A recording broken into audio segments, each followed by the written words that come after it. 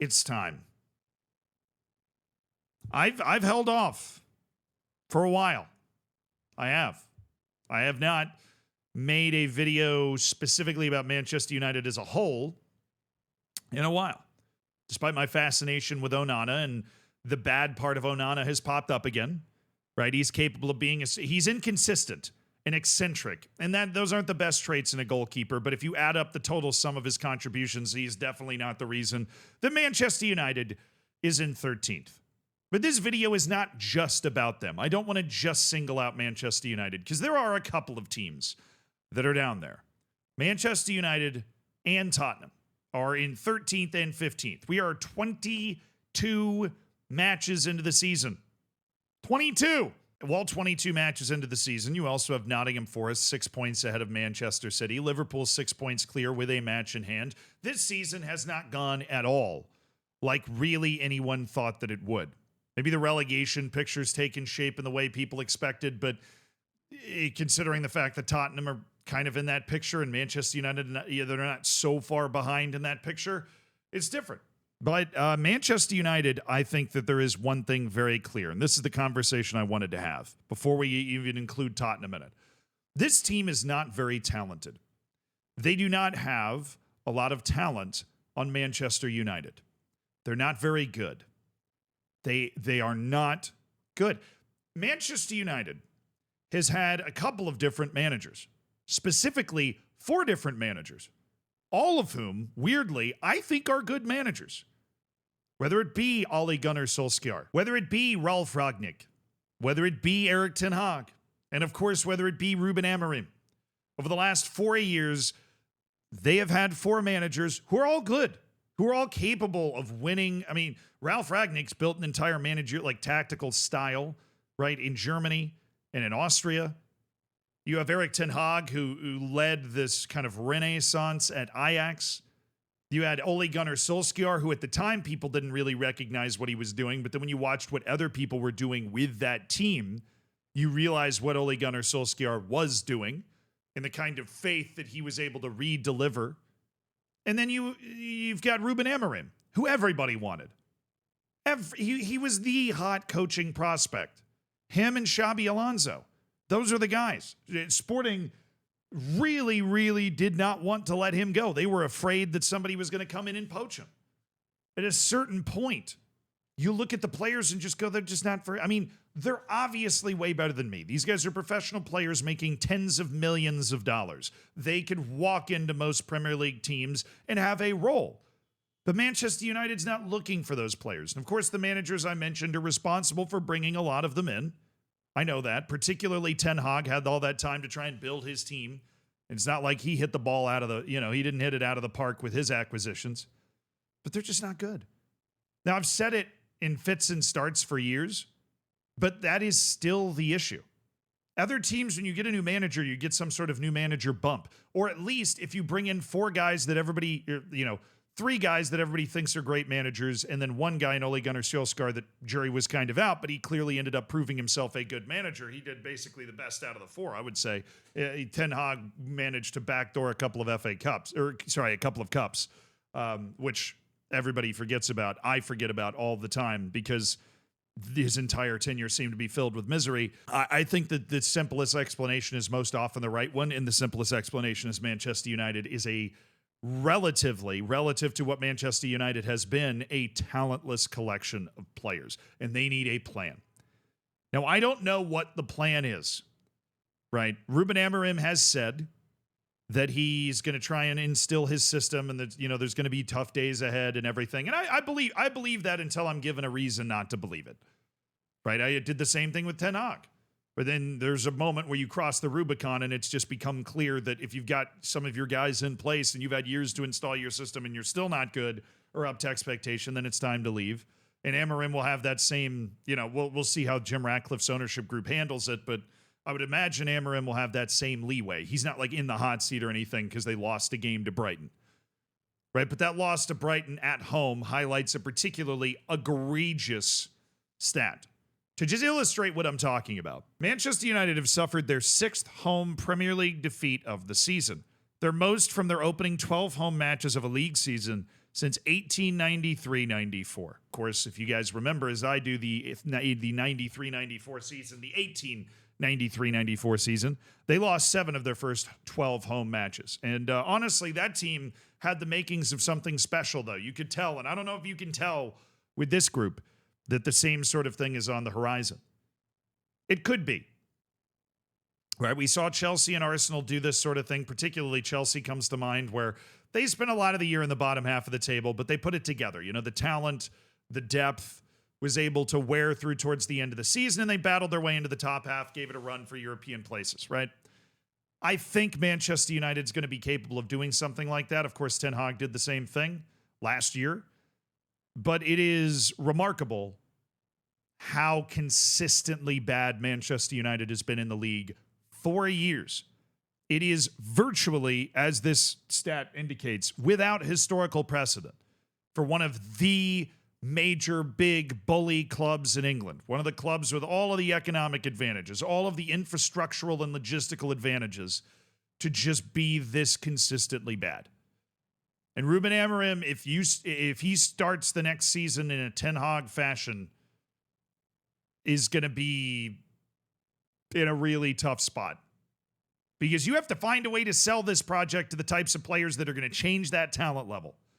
And each year that goes on is another line on the ledger that Manchester United's not what it was, and it's going to really struggle to be what it was again. Which brings us to Tottenham, which has been a bitter disappointment for me. As somebody that stands for Ange, I am definitely an Ange Postecoglou stan. I made a video about him on the main channel about his career up to this point, and in researching his career and making that video, was very impressed by the sort of managerial accomplishments he's laid down. I thought it was a brilliant hire by Tottenham. They've lost 4 of their last 5. They've lost 12 of 22 league matches on the season. 12 of 22, and yet their goal difference with just 7 wins from 22 matches is a positive 10. I don't know what to make of them, but I will say this. You can tell me if I'm wrong, because I am potentially biased. Although I do love Ruben Amorim and Ange Postecoglou, Tottenham's shown more vivaciousness. Tottenham's shown more life. The goal difference is a great indication of that, right? Tottenham has shown more explosiveness and capability. They went down 3-0 to Everton today, and they made it 3-2. Right? A lot of teams have folded up in that situation. Tottenham came back and made it 3-2. Now, I realize you're giving a team credit for only losing to Everton by 1 goal, which is a horrendous place to be in considering how bad Everton's been over the, season. But I thought Everton was going to get relegated, and they've battled their way out of that position again, so shout out to them. It's just a measure of the league in general that there isn't quite the margin of error that there used to be.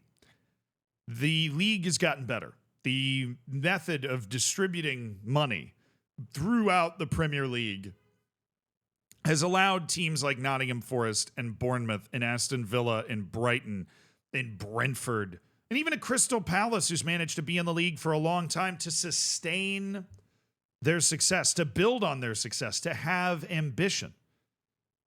And the real issue with that, and I don't know exactly how this is going to play out, is that you might not be able to get as many, power teams as you used to have. There used to be the big 4, the big 5, the big 6, right? Depending on, you want to include Chelsea, you want to include Tottenham, right? In that consideration. But you look at the old guard, Liverpool, Manchester United, Arsenal, the new guard, Manchester City, Chelsea, right? These teams that came in like newer money, but became these massive clubs and got huge followings all around the world because right in the explosion of TV and whatever, they were Chelsea in particular, so I'm thinking about here, right in that explosion of TV, they were clubs that were big and featured and had star players and star power. The FFP and the distribution of wealth in this league might make it really, really difficult. The jury's out. We don't know exactly what's going to happen, right? This is all a giant experiment happening in real time over years. But it might make it impossible for there to be the same top 6 or 7 teams every year for 4 or 5 years. You can still have a Manchester City that wins the league, right? Almost every year. Clearly, they did that through this era, right? They might have been juicing, so maybe that's not possible, right? But Liverpool's been up there for a long time, right? You can still have one or two teams that run it for a while, but the sustained consistency is just, it's really hard to do because you've got Newcastle's funded by freaking Saudi Arabia. If they didn't have FFP, they'd be the richest club in the world. Right, you've got Nottingham Forest with incredibly wealthy, incredibly ambitious owner. Aston Villa, tons of ambition. A team like Bournemouth spending money, bringing in star players. Right, going out here and doing things. Manchester City just got Marmoush for $75 million, assuming that's financially legal, and signing Haaland to a $300 million 10-year contract. But the concern for a team like Manchester United or a team like Tottenham in this case is that you've timed your downfall at the wrong time, right? Arsenal went down and was able to come back up, and Chelsea went down and then spent $2 billion and was able to build a team that could get them at least up to a more competitive level where they've only lost 4 matches in 21, right? That's definitely impressive. That's a huge improvement for them.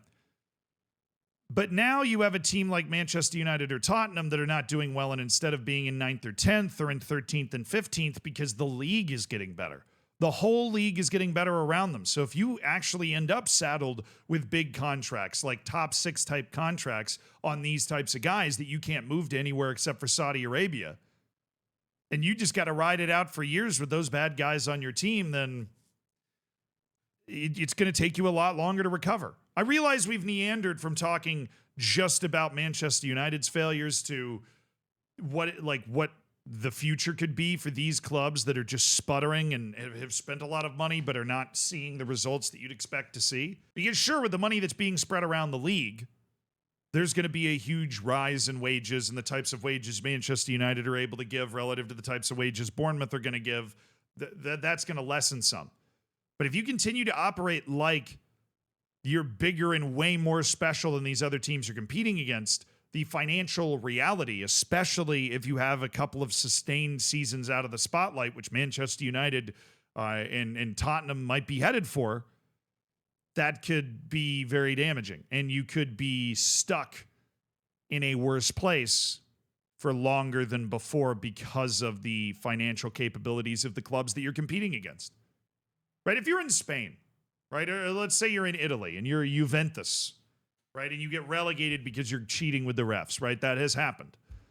And then they're able to come flying right back up, right? If you're Barcelona and let's say you go bankrupt and have to go down to the 2nd division, you'll come flying right back up. There isn't the same sort of wealth distribution. There isn't the same sort of TV deal there.